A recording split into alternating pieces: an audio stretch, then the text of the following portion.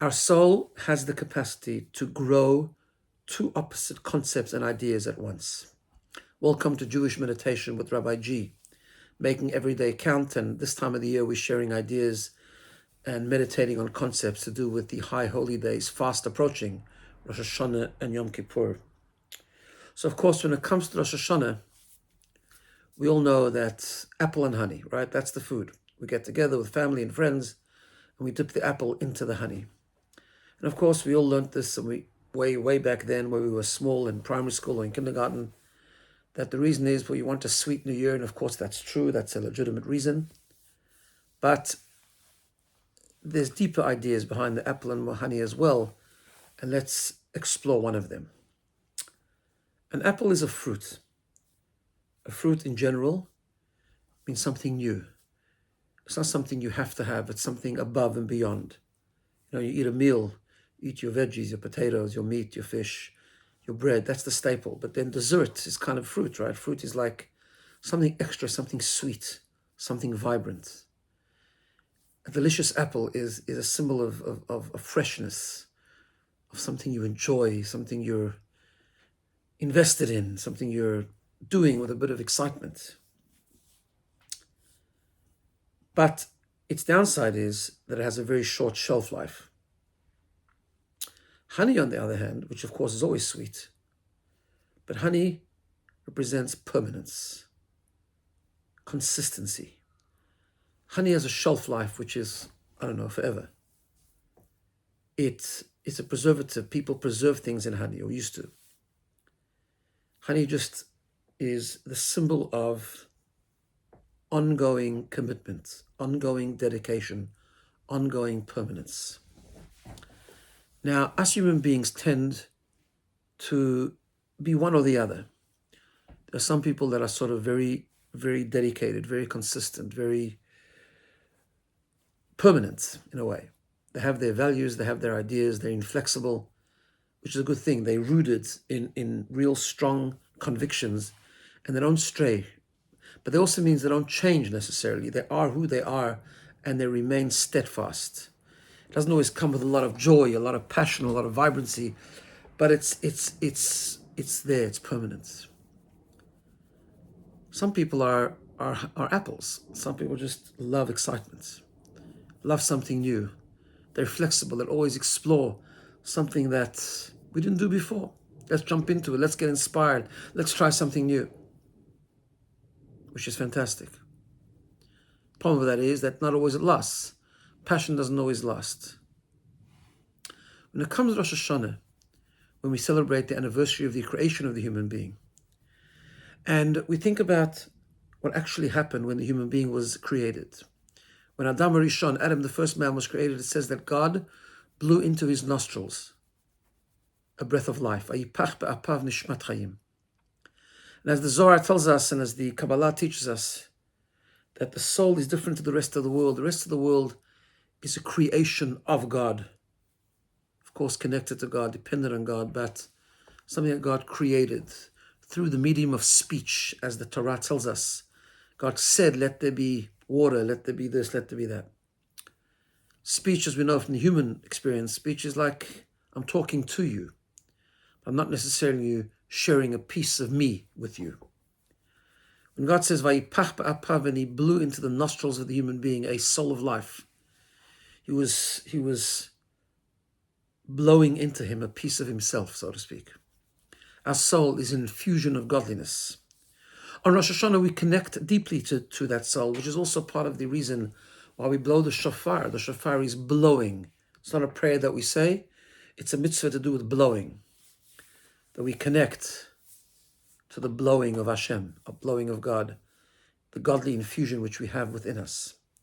And because we have a godly infusion within us, we have a certain level of infinity within us, an ability to carry two opposites just like God can, because God transcends definition and can hold two things that are opposite at the same time, and so can we. And therefore, our challenge is, as we enter into the new year, we need to think of something new. We get excited, we get inspired, and so should we. We perhaps explore something new that we haven't done till now. Maybe to go to a different learning experience, to become kinder to someone that maybe they weren't so kind to before, to do another mitzvah. We're excited. But we also have to be committed to consistency. They don't always go together, but us human beings can bring them together. We can be consistently excited, meaning consistently passionate, not always so easy, consistently fresh, consistently flexible, consistently growing. That's the apple and the honey. The apple is the freshness, the exploration of new ideas, the growth, the passion, the vibrancy. Honey is the consistency. Not always go together. Sometimes people who are very consistent and not so excited people. But we can do both together. We can bring them together, the apple and the honey. Why can we do it? Because in Rosh Hashanah we connect deeply to our neshama, our soul, the infusion of godliness, the soul that God blew into us at the very beginning of creation. And that's the challenge, that's the opportunity, that's the message of the apple and the honey. So let's connect to that. Let's try and focus. Let's think about our soul. And as a way to do that, let's start with, as we always do, focusing on our breath. Tapping into the rhythm of life, breathing in and breathing out. Creating a calmness.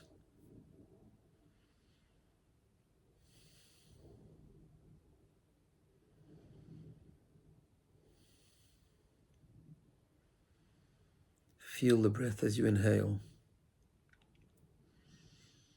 Feel the letting go as you exhale.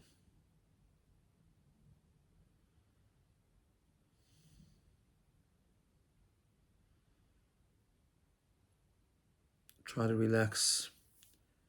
Try to have the rhythm of breath create a calmness.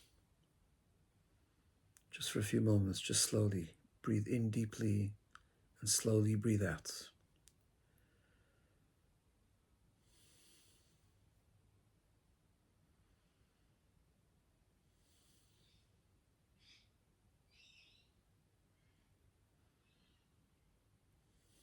If your mind wanders, just gently bring it back.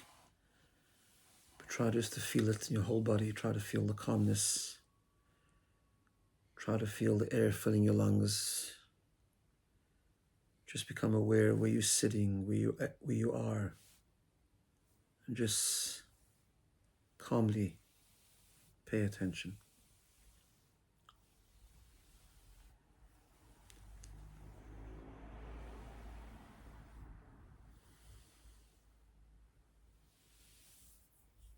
As we know, our breath, neshima in Hebrew, is the expression of our neshama, our soul,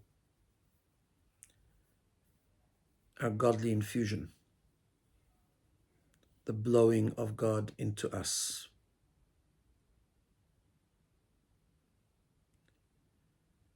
As we breathe, let's connect to our soul. Let's become aware of our neshama,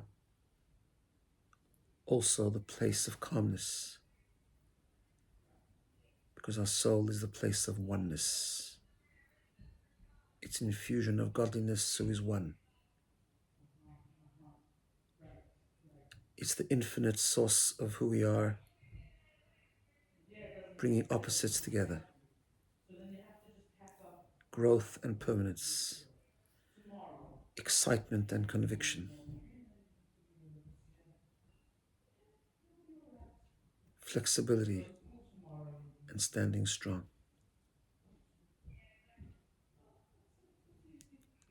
The apple and the honey. Let's try and remember that message as we go into Rosh Hashanah with the apple and the honey, to bring them both together. Have a good day and Shana Tova.